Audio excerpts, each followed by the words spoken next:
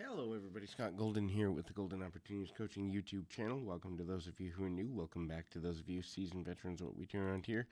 We are almost to 500 subscribers. Help us get there this month, will you? If you know someone who would benefit from subscribing to this channel, send them a link. And we've got over 400 audios now officially for you to check out. Trying to get to 500 in the next little while. Trying to get a rather large cornucopia of things for you to check out in a variety of topics.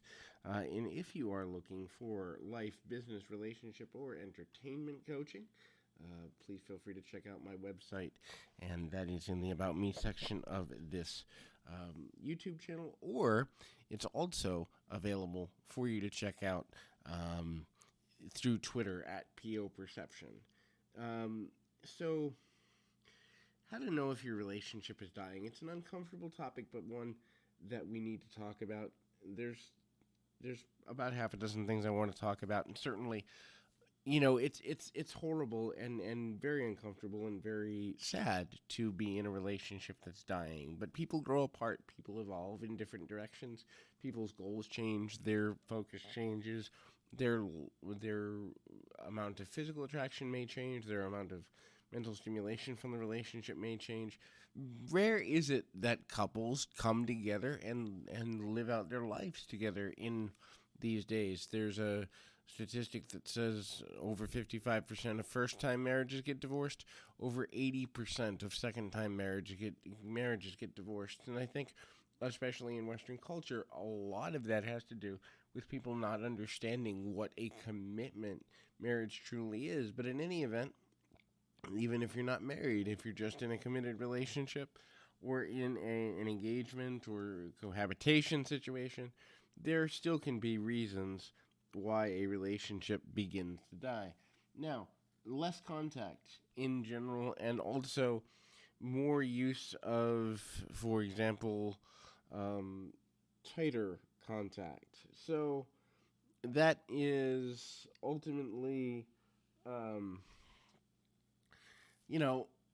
in the beginning of a relationship, you want to talk to the person as much as you possibly can, and your responses, be they in text, be they online or through Skype or another video chatting service, be they on the phone or in person, they're elongated. You want to spend as much time as you can in the presence of the person, virtually or physically. And so, a conversation that could take an average person 10 minutes may take you an hour. And when the relationship is beginning to die, the conversations that once took an hour might take 3 minutes. The conversation is tight, it's concise, it's sentences, not paragraphs, it's uncomfortable. And then the next is there's less physical contact. This can be sexual and non-sexual contact. This is because emotional intimacy and physical intimacy are interlinked with each other. And when a person is beginning to kind of fade away from the relationship, the desire to connect physically and emotionally diminishes. And so a lot of times people think this is automatically cheating, but the reality is equal to cheating is the emotional shutdown that's happening inside a person who isn't happy in a relationship and doesn't know how to express it, the person who's considering their exit strategy but doesn't know how to bring that subject up, and or especially if one or both parties have mental or emotional illnesses, having that conversation can be extremely unpleasant and obviously not exactly wanted. And so ultimately there are challenges there.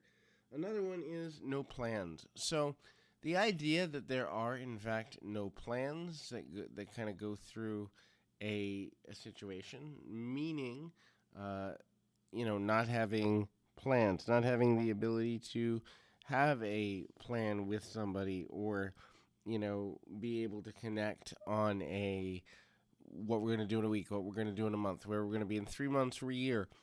And if one party is constantly talking about where the future is going and the other party is avoiding that conversation, there's a pretty good indication that the party avoiding that conversation is beginning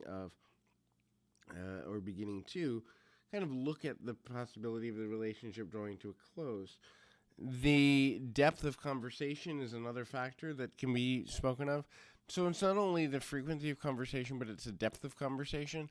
Um, Tight, concise answers and answers that answer almost yes or no questions or in as few words as possible. And there's no philosophical or forward motion related conversations. So you're not talking about what the future holds. You're not talking about your opinions on what's going on politically or religiously or with your favorite band or whatever, because the person who's deciding to leave the relationship doesn't see the reason to keep that relationship going, and thus doesn't see the reason to bond through things that you normally shared or used to share as relationship. And then the last one is the person is no longer interested in solving problems with you and or communicating with you in a manner which leads to solving problems or fighting for the memory or the connectedness of the relationship. And so this can be extremely overwhelming if a person doesn't want to deal with that. And so at the end of the day, when you begin to see these signs, it is time to step away. Hopefully this is helpful. I encourage you to keep your feet on the ground, your mind in the moment. Until next time, everybody.